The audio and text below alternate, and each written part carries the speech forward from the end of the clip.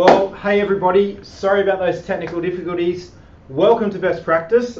We are running a couple of minutes late and appreciate everybody waiting.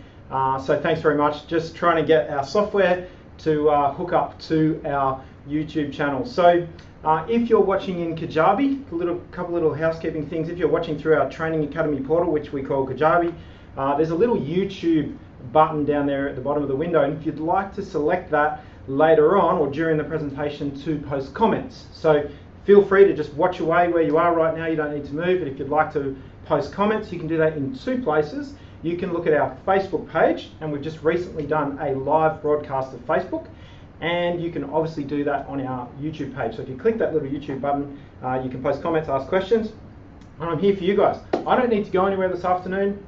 It's afternoon time here in Sydney, Australia. We're very close to the amazing Manly Beach, if you've ever been down this way. So if you do come to Sydney and you are near Manly, look up Best Practice and send us out a message and come see our new head office. So let me introduce myself. My name is Kobe Simmet. I'm the CEO here at Best Practice Certification, and also the Training Academy. First thing I'd like to do is thank our sponsor for the day. As always with our webinars, it's our Training Academy. We've got a great team with Shelley and Lauren and Alexi putting some great content together, and Sarah in the background writing some of the material. So I've got to thank those guys. They're absolutely incredible. They helped me out to get me in front of the camera, and also the development of the courses. So obviously what we do here is we have our Training Academy, and that's designed to help you guys out there in the marketplace do formal training, and it's a learning system, and that's there obviously for you guys, and the money we make there funds these live webinars and all this great stuff we do on social media. So I'll talk more about the Training Academy later on, but what I'm here to do today is to talk to you about environmental management in business, and it's obviously something that I am really excited about, very passionate about, and hopefully we're going to blow you away with our presentation today. We're really excited. A lot of hard work's gone into it. Everybody's keen to get this over the line, so thanks very much for joining us. At the same time, as you're sitting there consuming this video content, please feel free to share on social media. We want more people to know about what we're doing here at Best Practice, and I really need your help with that. So if you could do that, that'd be fantastic. So if you wouldn't mind jumping on our Facebook page and or our YouTube channel and grabbing those links and emailing them to your work colleagues in your organisation would be a good starting point. And then anyone else that you might know in your professional network, just so that people know what's going on, and if there's a message that we cover, that would be great. So I'm just going to cruise through a couple of things here today for you with regards to environmental management, and then we'll go from there. Okay, so on a technical hitch, I'll just fix that. One moment.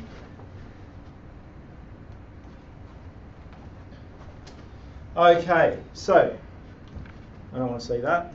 Here we go. Try this. There we go. Okay, we're up and running. So what we do here at Best Practice is obviously we're a business improvement agency here for you. And I'm just going to ask Shelley to do one thing for me. Can you just pull that screen around so it's square on? Thanks very much. So Best Practice Certification here is to assist both organisations and also individuals to improve. So there's a couple of things obviously we do. You guys, if you participated in our webinars before, we obviously do training courses, we do webinars, tons of stuff on social media, but we also do certification. And that's this, this cool stuff here. These are pictures of our certificates. So down here on the bottom you can see the different types of certificates. So that's quality assurance or OH&S or environmental certification of organisations. And then obviously the Training Academy helps out with training courses for individuals.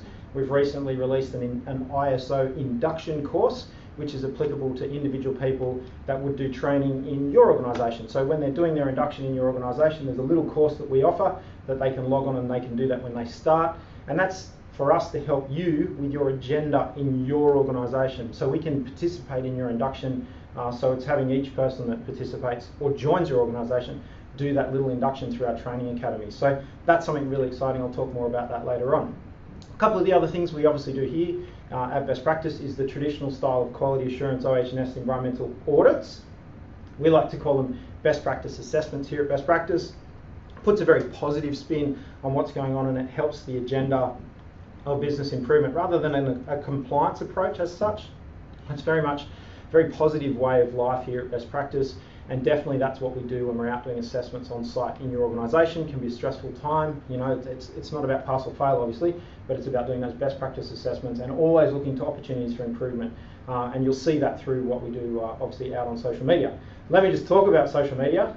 We do a lot on Facebook. We do a lot on YouTube. Shelley, who's here in the room with me, taking comments and telling me about questions and monitoring the dashboard at the back end of all of this. Shelley here, she posts to Instagram almost every day, certainly in the afternoons and early evenings with motivational tips and tricks. So if you haven't sort of discovered what we're doing in the social media space, we've got little unique places on the internet that, you know, don't necessarily talk to each other. It's not all about our website here at Best Practice. In fact, that's one of the sort of secondary modules that we have here from an internet perspective. So definitely look for those things, and you can, you know, anonymously consume that content on our YouTube channel or definitely on Facebook and Instagram. Totally up to you to opt into that, but it's there to help you, obviously, because we can do that at scale. And the last thing is I'm quite a heavy user of LinkedIn. There's my handle there on the bottom of the screen. It's just here, at Kobe Simmet on LinkedIn. And definitely I share lots of stuff. I collaborate with lots of people. The things that I read from a professional perspective, I share. So please send me an invite on LinkedIn. I'm on it a number of times a day and I'll accept straight away.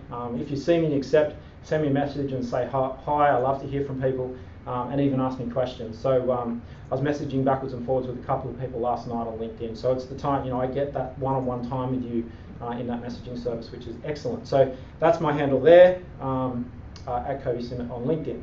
Okay, so the very last thing that we try and do is tag each other a lot, and that's this handle down here, which is hashtag keep improving every day, which is really exciting. So for those of you that are just coming online and joining us, I'm Kobe Simmet. I'm the CEO here at Best Practice. And what I'm here to do is talk to you today about environmental management in business and ISO 14001. So shall we get into it? I think that's a great idea. How are we going, Shelley? Is everyone happy? Excellent. So if you want to say hi to Shelley, she's sitting there watching the comments. If you're watching through our training academy, there's a little YouTube button down the bottom of the screen. You can click that and you can post comments. So I'm happy to take a bagging, any heckling from the audience. There's a few of you online there. And what we tend to see is a lot of people come online who've maybe run late for the webinar. They come online and they watch later on. So fire any questions you've got as I go and I'll answer them. So Shelley's seen comments come in now, so go right ahead and post those. Okay, let's get into it. I've got a few slides here. I try and obviously make it interesting. If I can get my mouse to work. Come on. Here we go. So with regards to ISO 14001, it's definitely about environmental management in business. In terms of prepping for this webinar, we've had a whole bunch of questions come through, and I've used those questions to thread and influence what this presentation is all about today. Look, ultimately I've got a whole bunch of stuff to talk to you about, but it is about answering your questions, and hopefully this presentation does do that. And it also helps you maybe share it so that for other people that need to hear this message, it's not something that's just like once off and it goes away. We're recording it and you guys will all be given the link, so definitely share away. Look, at the end of the day, ISO 14001 provides the foundation for your environmental management system, and that is the policies and procedures and system or recipe or flow, if you like, that you can implement in your organisation to start to identify and capture, you know, the issues of your staff, of your stakeholders, of your regulators, of your market, of your customers, of your suppliers, all those sorts of things. And I think it is quite critical to start to look at that, particularly in the consumer space, because people do often, pose questions. They say, we're recycling all our paper. We've got organic composting in the kitchen. All of our cardboard.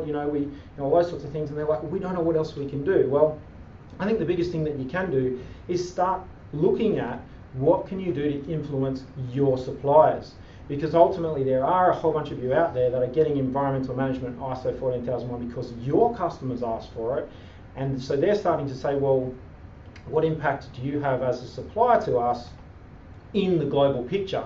And it definitely you can start to look at your procurement of your raw materials, you can look at your processes, your shipping processes, your packaging, waste, recycling, raw materials consumption, all those sorts of things form the bigger picture. And what influence have you got over your suppliers?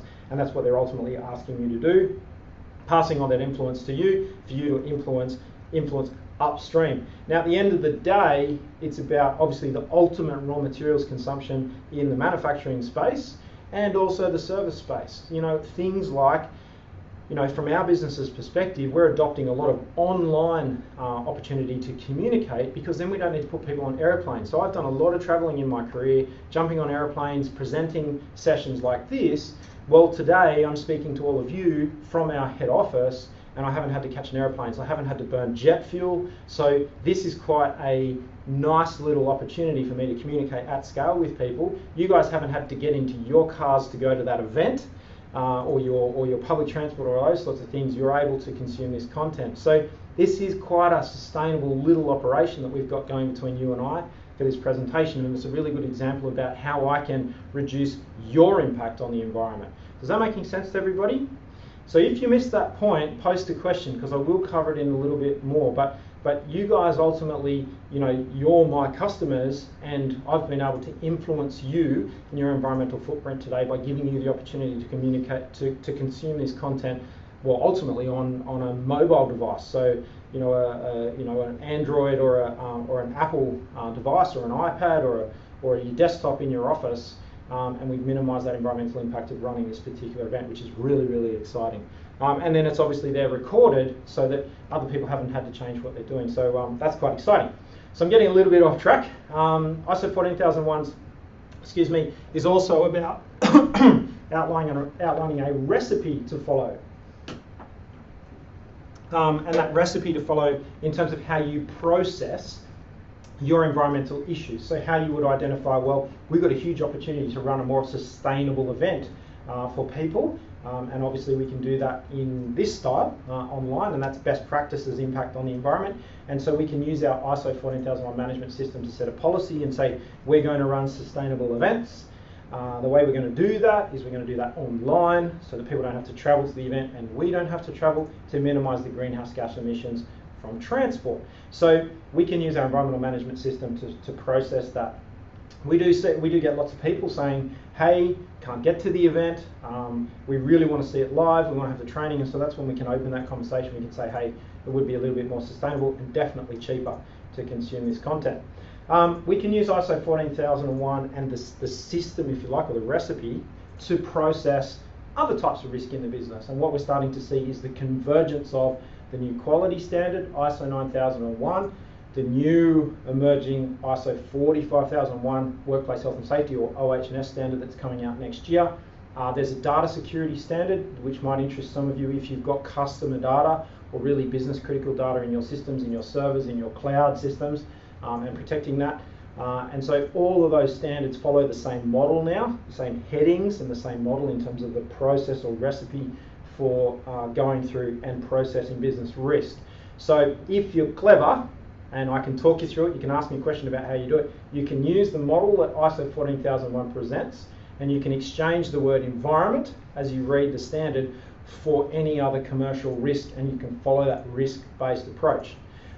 You definitely can use ISO 14001, and that's this point here, for identifying environmental impacts and positive opportunities, and it's obviously really simple, easy to follow, and good for our planet standard that I've been working with for a long time, and I do really love. And it's had a good structure. So yes, there's been a few changes. It's in its 3rd edition. We'll talk about that in a second. But it is a really good, simple system to follow.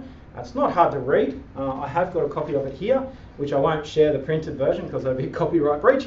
But and people are watching me very closely on that. But it is important to look. It's not rocket science. It's not a big fat novel. Definitely something that you guys can have a read through. So I will read some of the clauses shortly as we get through this presentation. Let's keep moving. Okay, so let me just get my mouse to work. Here we go, hang on. Okay, so what's new in the 2015 edition of the standard? So this is the 3rd edition of the standard. Quite an exciting release, happened in 1996, and then it's been slowly evolving since then. And ultimately there's not a great deal. The format's obviously been gently tweaked to follow the new structure of international system standards. But what has actually happened is the section, if you're familiar with the old version of the standard, the section on aspects and impacts, so the old clause 4.3 that came after environmental policy, that's up front, talks about stakeholders and interested parties and your opportunities, and I'm going to talk about that clause in a minute. And so what it does is it expands that, and it says, well, there's a whole bunch of people interested in your environmental management system. What are they interested in internally and externally to the organisation? So it starts there, spreads out how you identify and assess your issues, and those are your issues that are positive environmental opportunities and anything negative, like you might have a pollution licence, for example, or you might discharge to the environment in a particular site that you're in, and that could be the sewage treatment plant for where you live, so the wastewater that leaves your house where you live, the sewage treatment plant discharges into the environment.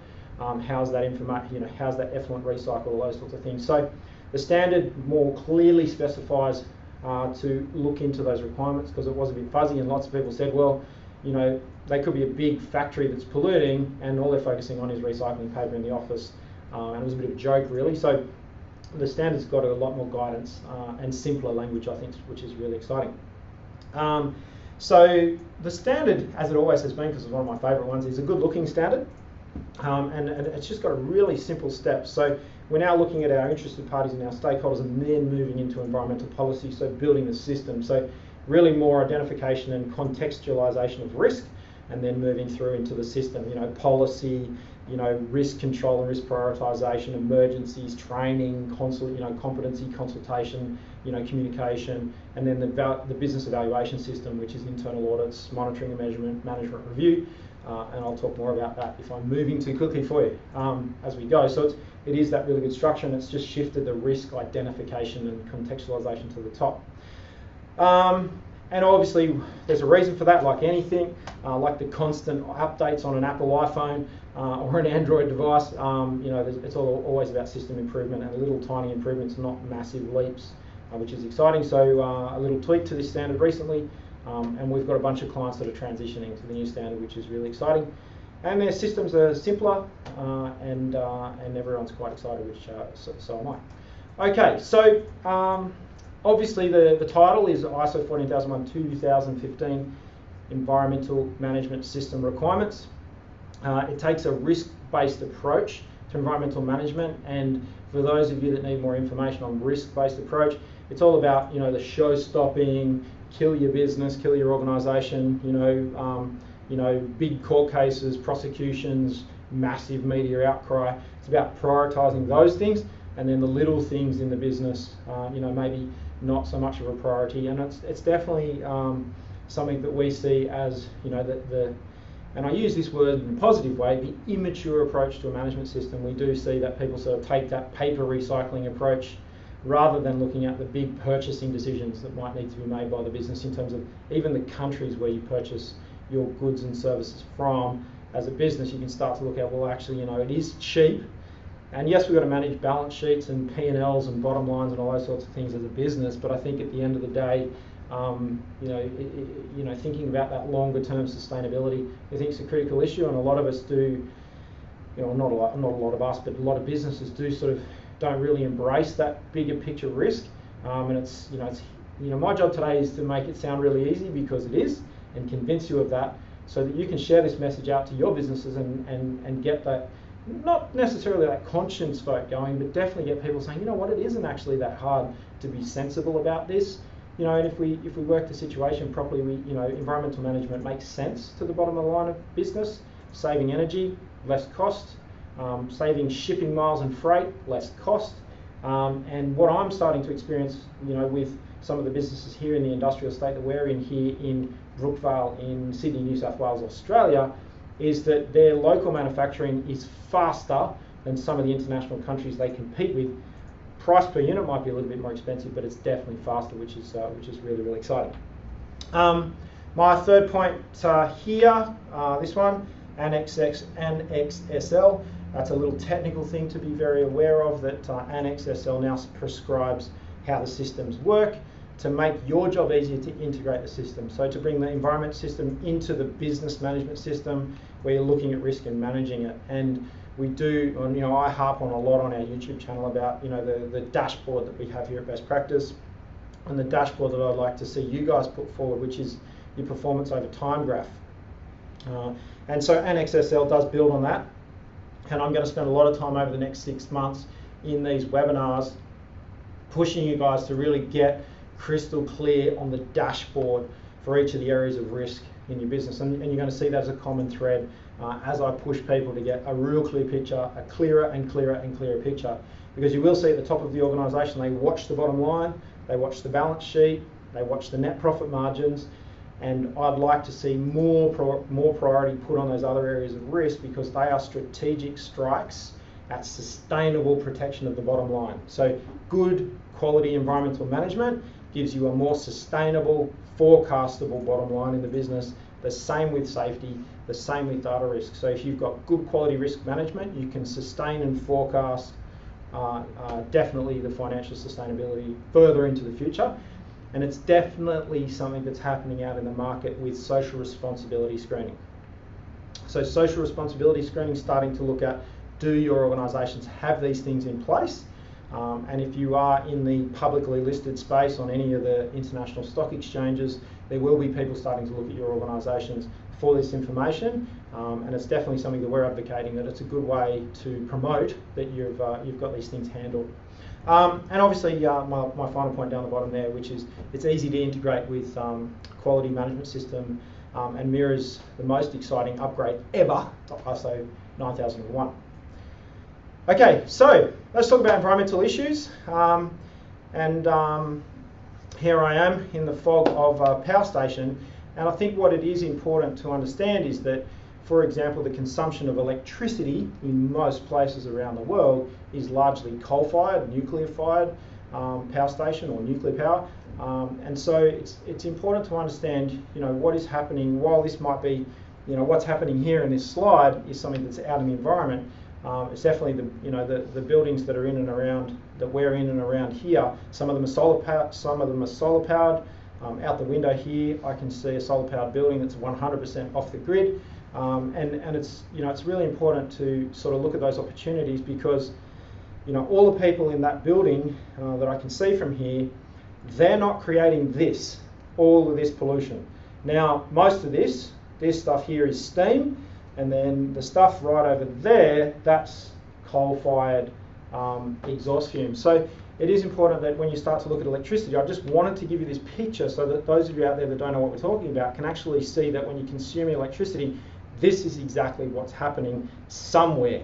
Now, for those of you in Australia, you no doubt know where your power stations are, and obviously other countries. And it's these ones over here, these chimneys over here on the side there of the screen, that create the smog. And obviously carbon dioxide. So that's it there. There it is in the picture. It's not a very old picture. It is something to obviously be aware of. So if your organisation consumes, say, fuel in any sort, petrol or diesel to run trucks or to get their staff to work, all those sorts of things, obviously that's going to have greenhouse gas emissions. And obviously your office and your factory and your warehouses and all the trucks that transport stuff around, whether you're service-based or office-based, that's it in real life. Now, is that an important issue for you guys? It is for all of us in the planet, because we are having global warming. Now, yes, the planet naturally warms itself, but we're actually speeding that up, and that's well documented now. And so it is something to say, well, okay, it's time for us all to get on board and start looking at that. So a lot of people come to me and they say, we don't really have any environmental issues in our business. Well, yes, we do. We all do, because people are traveling, they're transporting, they're communicating, they're doing also all those sorts of things. So most of us, unless your office is 100% outside and naturally lit and you're a farmer, then we've got this particular issue. But it's about exploring maybe some of the issues that you can influence from your customer's perspective, and definitely some of the issues that you can influence with your supplier's perspective. And I think it's important that a good 15 minutes on Google, environment, your industry, might be construction, top 10 environmental issues in construction. That's a good Google search. Top 10 environmental issues in banking. Top 10 environmental issues in consulting service businesses. Top 10 environmental issues in document destruction businesses.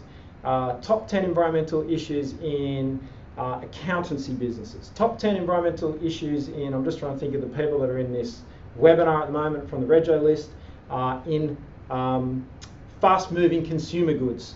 So top 10 environmental issues. They're great Google searches, lots of commentary. Now, you obviously don't believe everything that you read on the internet, but once you've clicked on a couple of pages, you're going to get a good feel for where the happy place is and start to understand, okay, well, right, now I can understand what the environmental issues are for my business. I'll come to this later in the presentation, but I've got like a checklist of 5. I look at land, air, water, noise, and natural resources. And they're like my checklist, and I go, right, so when I'm looking at an organisation, I'm going, right, what land issues have they got? Now, it could be just footprint of the factory or the office or the excavation or the mine or the construction site. You know, then, so I go land, air, water, noise, and natural resources. Okay, so air. So is it creating, you know, greenhouse gas emissions, carbon emissions, dust? Is there rubbish blowing around? All that stuff's air pollution. Travel, you know, the exhaust from the aeroplanes, the exhaust from the trucks, all that sort of stuff. Water, are we consuming water? You know, the drinking water resources across the world are being ever depleted, and we're obviously using oceans to dispose of rubbish. What are our impacts there? Is it just wasting water? You know, can we use treated effluent in place of really good quality potable drinking water for processing in our organisations and in our plants and in our factories? So I go air, water, noise.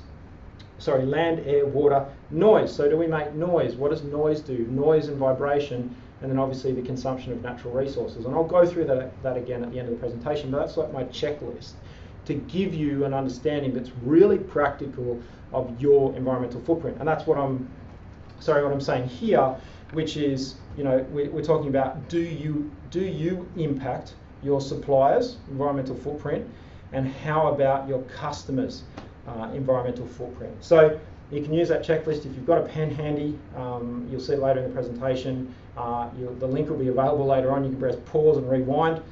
Maybe look at the timestamp on the video at the moment to know where I just talked about that, if you want to share it with someone.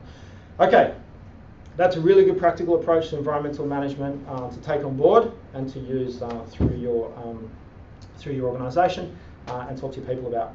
So if you're watching on a phone, you could do a quick screenshot.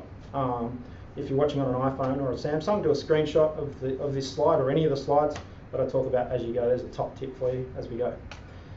Okay, so I've got a couple of favourite clauses in the standard. I'm not going to go through the whole standard with you today. I've just got a couple of clauses which I think are high priorities. I'll tell you more about how you can find out about all of the standard at the end of the presentation. And I am conscious of time, but 4.1, understanding the organisation and its context.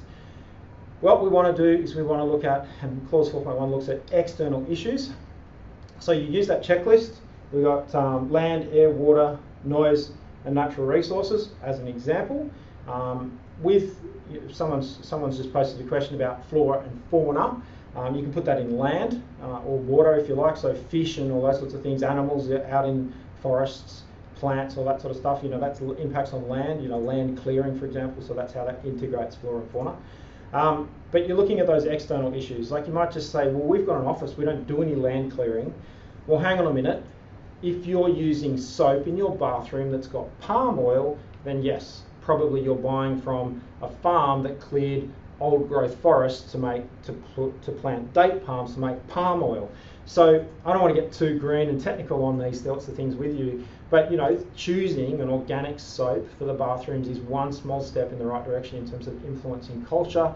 Definitely choosing something that is a reasonable cost per unit that is organic and locally sourced for your office starts to set the scene for everything else that you do, and it's just a small thing that can have a huge ripple effect in your organisation instead of buying the cheapest soap for the bathroom. And I'm sure the ladies in your organisation would appreciate, you know, something that is a simple gesture for the business but has a massive impact in terms of how you communicate it. You can make an announcement. We're putting locally sourced organic hand soaps in the bathrooms because we choose not to have products that are using palm oil, for example. Really good simple thing to get the momentum going, and you know, for $5, you know, $5 per bathroom, which is really exciting. And then obviously so that's an external issue. Starting to look at the bigger picture issues. You know, your factory rubbish is a really big thing that we see when we're around doing best practice assessments. Just basic things like that. You know, stored waste, stacked up pallets. waste materials that really should be recycled, those sorts of things that we start to see the back of factories and particularly on things like on construction sites, particularly in some jurisdictions like where we are here presenting from, the landfill charges are getting very, very high. It's like a tax to encourage people to recycle. So it's like a financial penalty for being unsustainable in your landfilling, particularly on construction sites.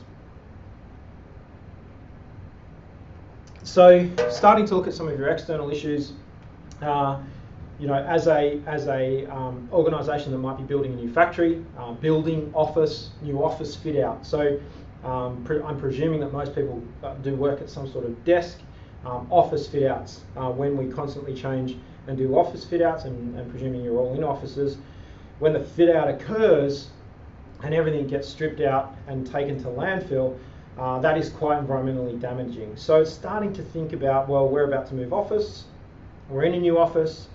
If you're in Sydney or Melbourne, here in Australia, lots of people moving offices at the moment, lots of new offices opening up in the Sydney CBD. Everyone's very, very excited. What's going to happen to your old office fit out? And I would probably suggest that 90% of it is going to be put into landfill and not be recycled. And we think, oh, we'll be able to sell those desks. Well, office furniture, once it's been used, is worth nothing, and it often goes straight to the tip. And you might say, well, we've just got an office, we've got paper recycling. Well, that's actually quite a big environmental impact. It might only happen once every 5 to 10 years in your company, but it's definitely worth thinking about. So I'm just trying to make this as relevant as possible to all organisations. If you're in, say, a large supermarket organisation, for example, and there's a few people registered for the webinar in fast-moving consumer goods. While there's not big things that you can do inside your premises, it's outside your premises. So can you look at opportunities for the different waste streams that you have and how you can divert those waste streams from landfill, particularly in the spaces of composting and recycling, and is there, what are your obligations under something like the National Packaging Covenant, for example? So, paying attention to that, not dropping the ball, staying the course, and checking your waste transport supplier. So the people that are picking up your waste, checking on them, following the complete life cycle of your waste and your packaging to ensure that it is recycled, and then where does it go and how does it end up is really important. So those are some of the sort of internal, external issues. One last example here with regards to construction is really looking at how can you as a builder influence your client to have an asset that is more sustainable. And so this building that I'm in at the moment, or the room that I'm in at the moment, doesn't have any opening windows. It's a beautiful day outside. It's an amazing temperature. There's a beautiful sea breeze coming in from the ocean, but we can't open the windows. So we're starting to have some influence on our landlord to say, well, hang on a minute, we've got this amazing environment. What am I standing in? I'm standing in air conditioning, and today in this building it's just not necessary. So it's starting to say, look at those sorts of things, and this building will be cheaper to run. We're pushing this air conditioning unit every day, when in fact we could just open the windows.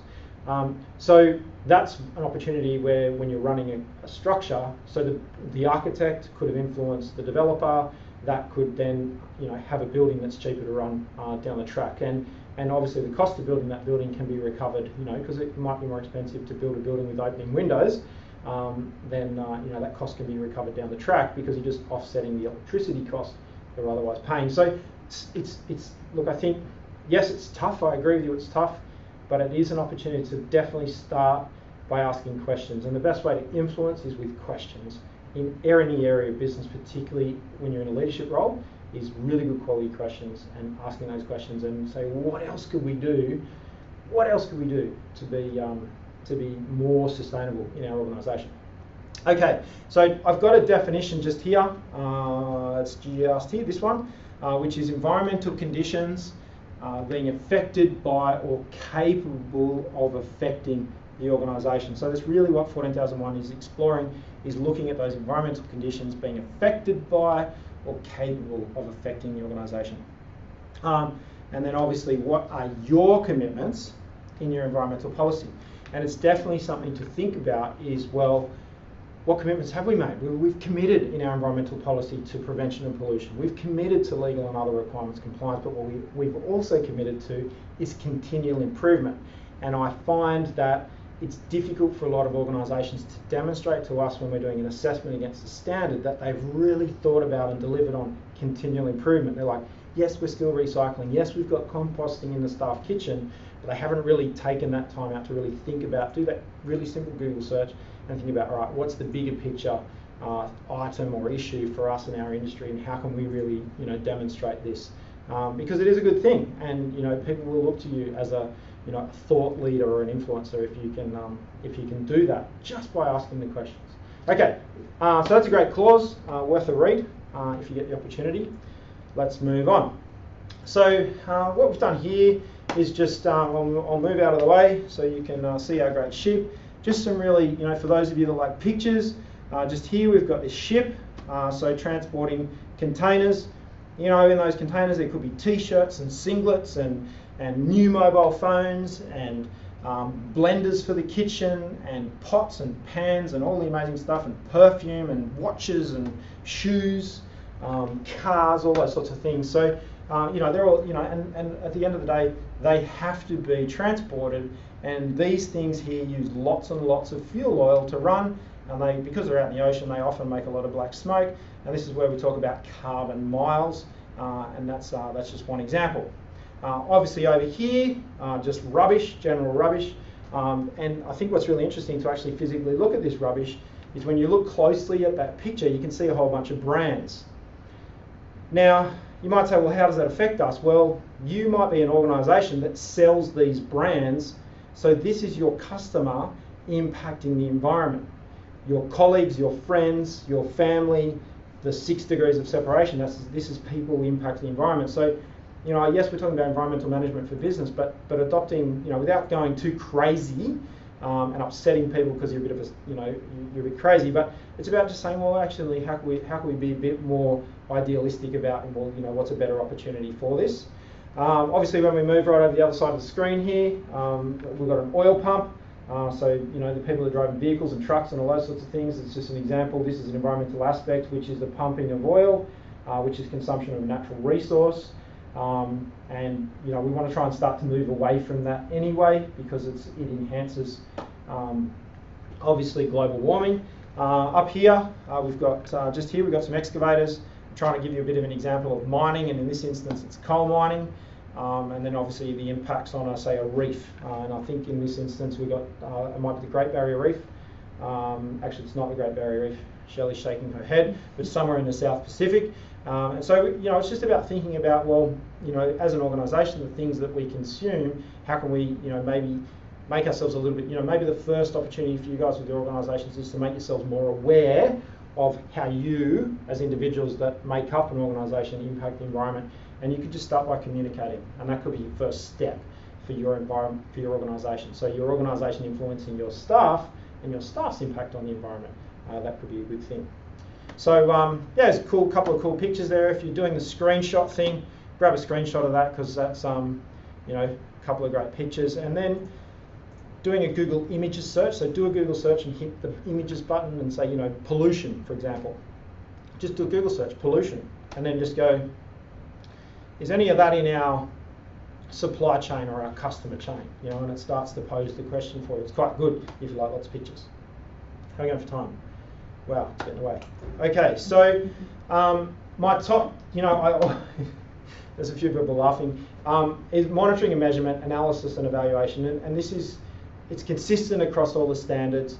So my question to you is, do you have a clear picture of your organisation's environmental performance? A clear picture of your organisation's environmental performance, and what else could you be recording? And it's not about the whole thing and feeling anxious about it. It's about saying, well, let's just maybe answer that question on a monthly basis. So Kobe asked the question, do we have a clear picture of our organisation's environmental performance? That could be something for a monthly executive meeting.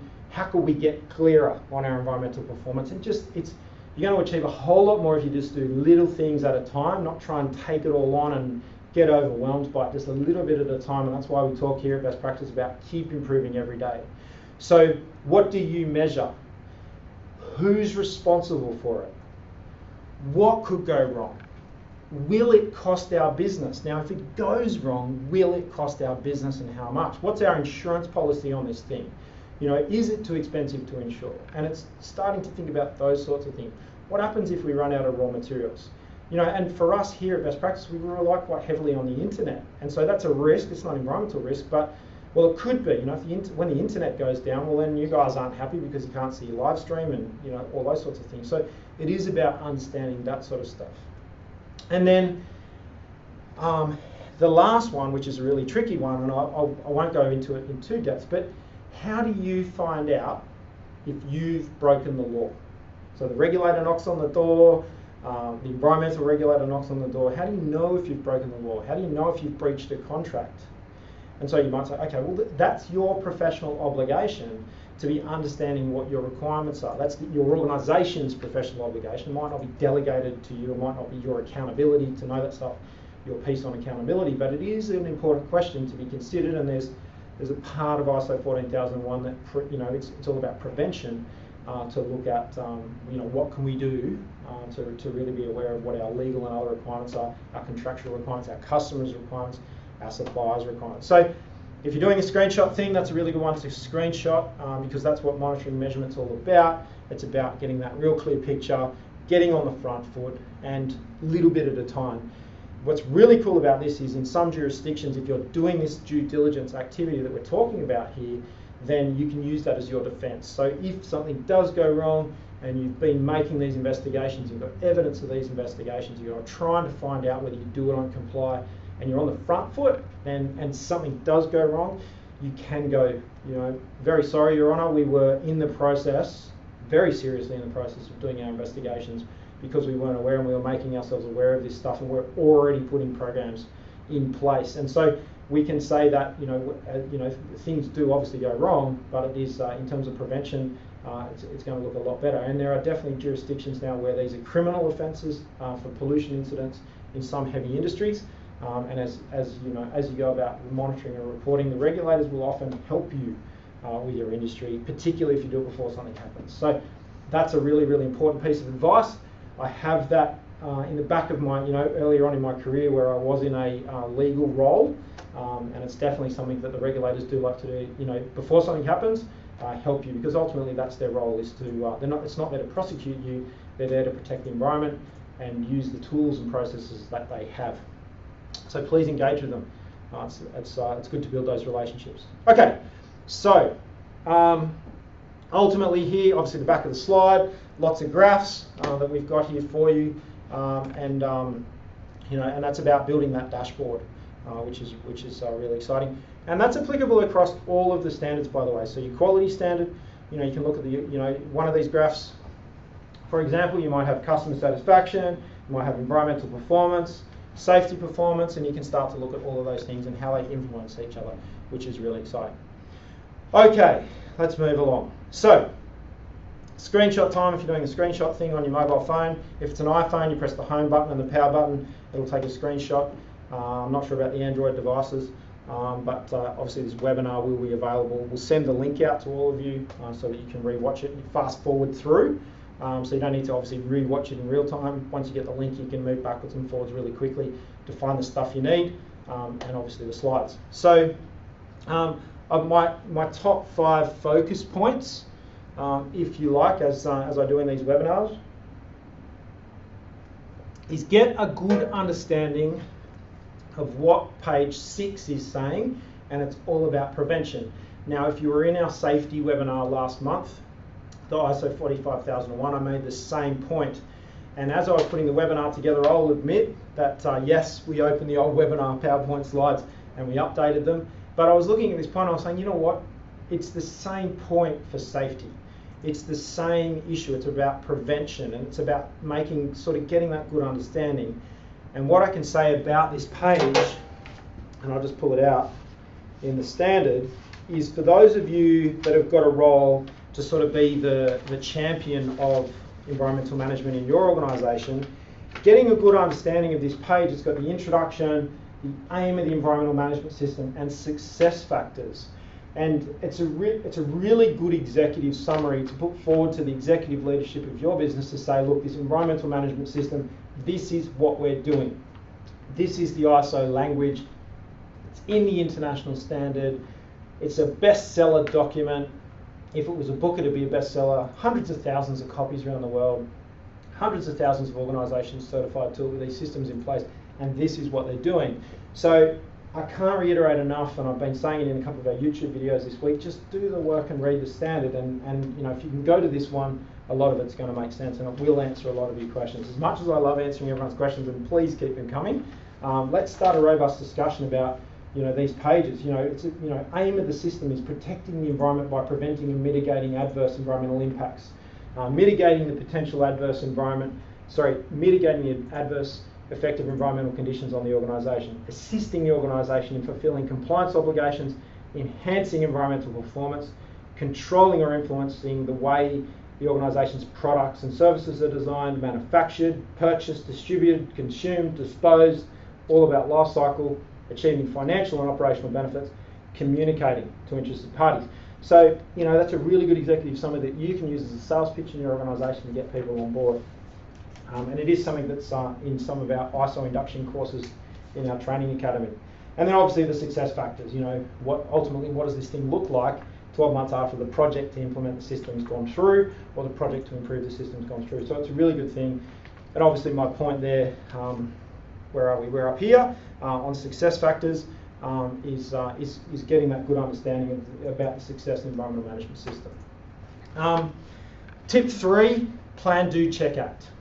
Little things on a day-by-day basis. And if you look at our YouTube channel, you'll see our best practice high 5. It's about having a plan and executing on one thing that really shifts things forward on a day-by-day basis.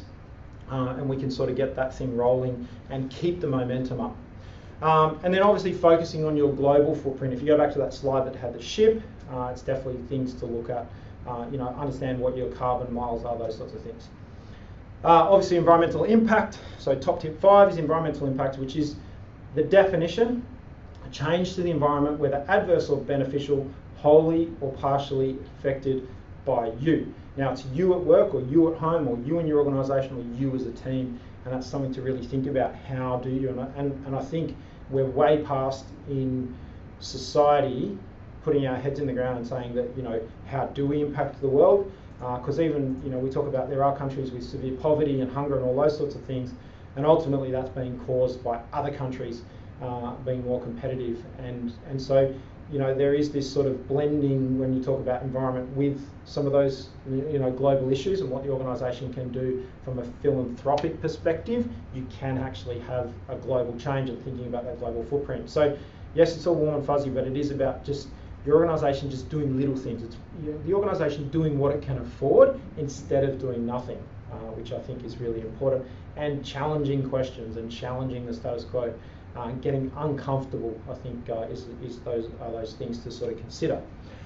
Okay, I am running out of time. I'm conscious of everybody's time. I've got lots of time to keep going, but I'll just cover these couple of slides before we've got to sign off. It is an opportunity to thank the Best Practice Training Academy. What I'll talk about just over here is we've got this great course, which is the ISO 14001 transitioning course available, and it's just a case of going to our website, clicking on training on the blue button at the top of the website. It'll take you through to our training academy, and you'll see these courses. This particular course here, we go through the different changes in the standard.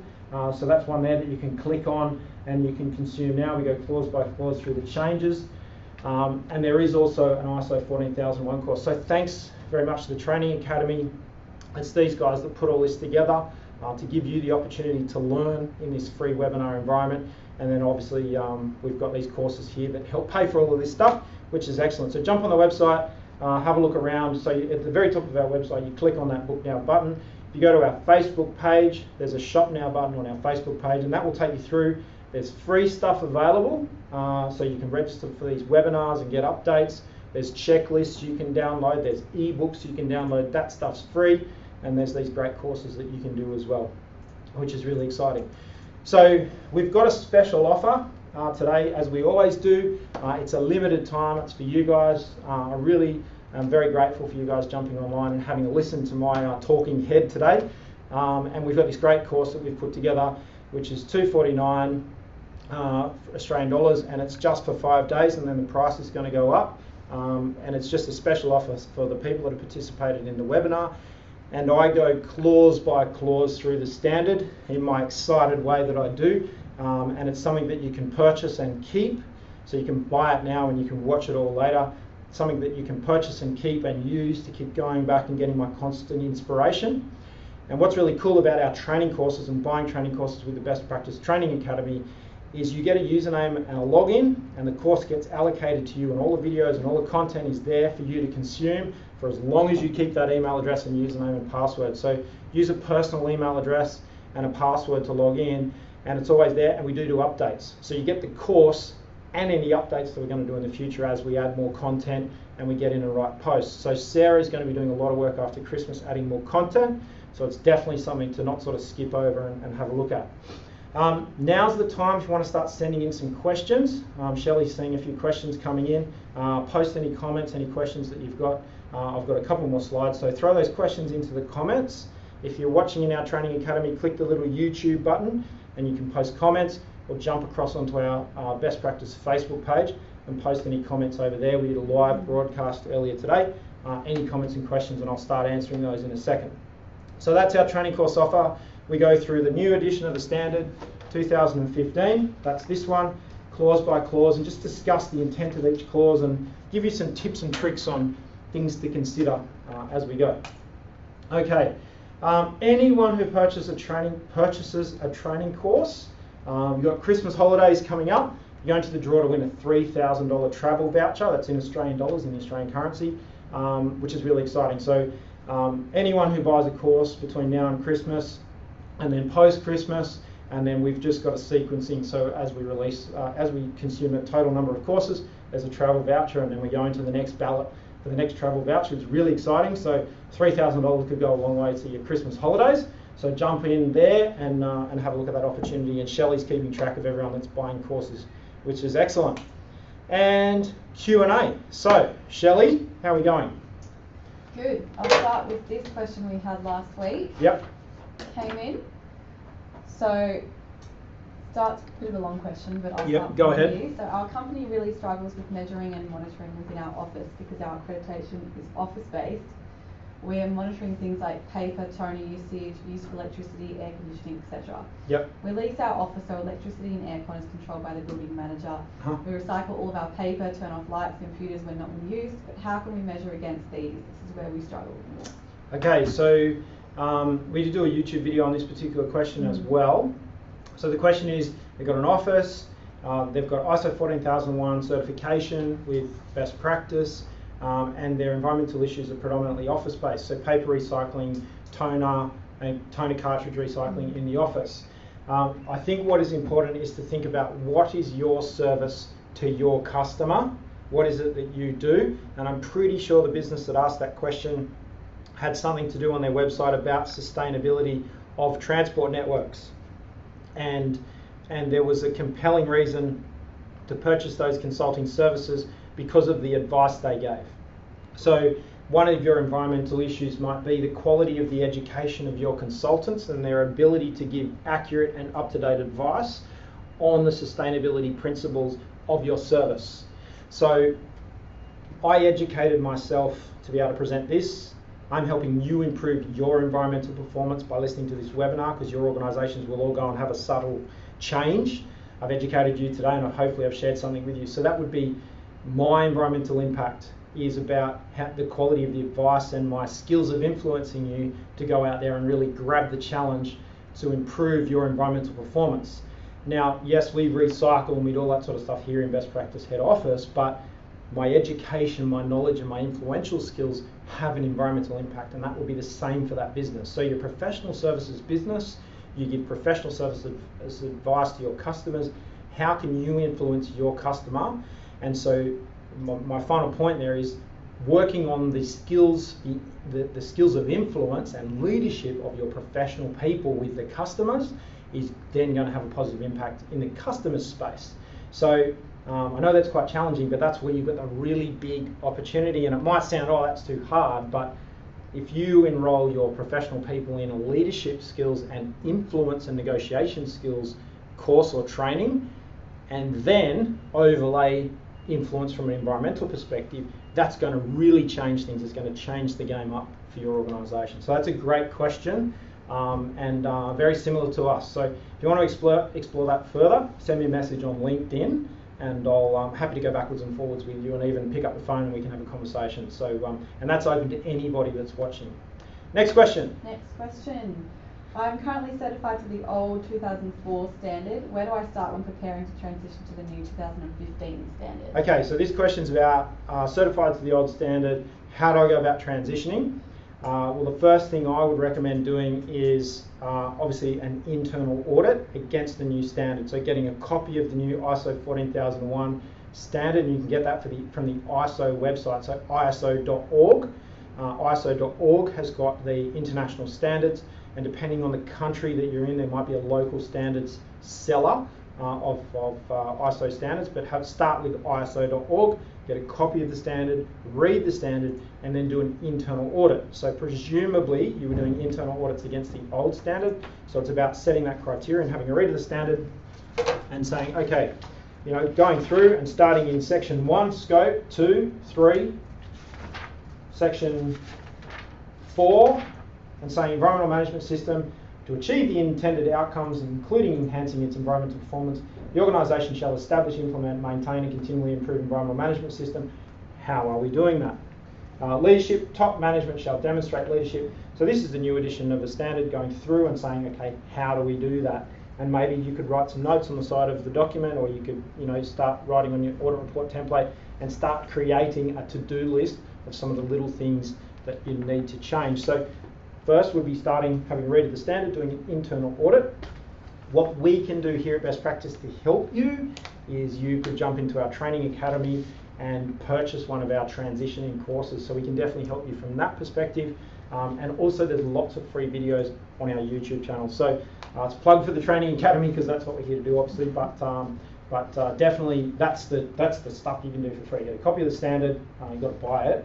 You get a copy of the new edition of the standard that you should have, shouldn't you? Yes, you've all got a copy, great. And then going through and having a read. Everyone's laughing in the background here. Okay, hope that helped. What else have we got? Next one, the new standard mentions leadership. What does this mean? The new standard mentions leadership. What does this mean? So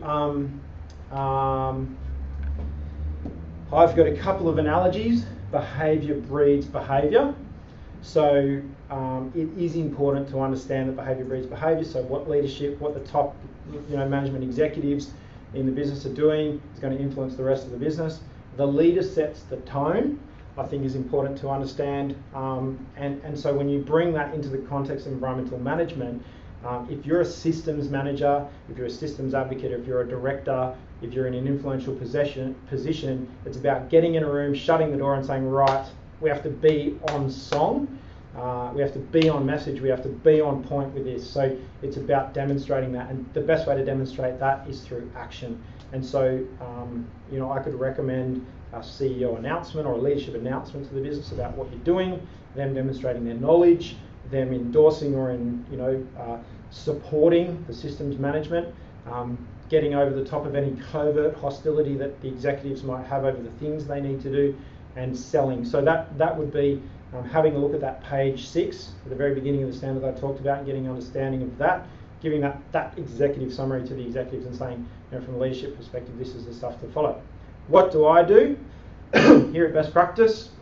I make sure I participate in the recycling programs in the lunchroom. I make sure I'm looking at when, my coffee cup needs to be recycled, or using a reusable coffee cup when I go to the coffee shop, my lunch, those sorts of things, recycling on the weekends, I do a bit of composting at home, those sorts of things, and I share that with the team here at Best Practice. And it's those sorts of things, talking to them about the fact that yes, it's a big impact on our business running these live events, and I've been very stressed today getting organised for it, but in terms of the outcome, it's an incredible environmental outcome, and Shelley's sitting there nodding and learning stuff. So leadership is about really thinking about that sort of stuff, empowering people with their knowledge, and then following the standard.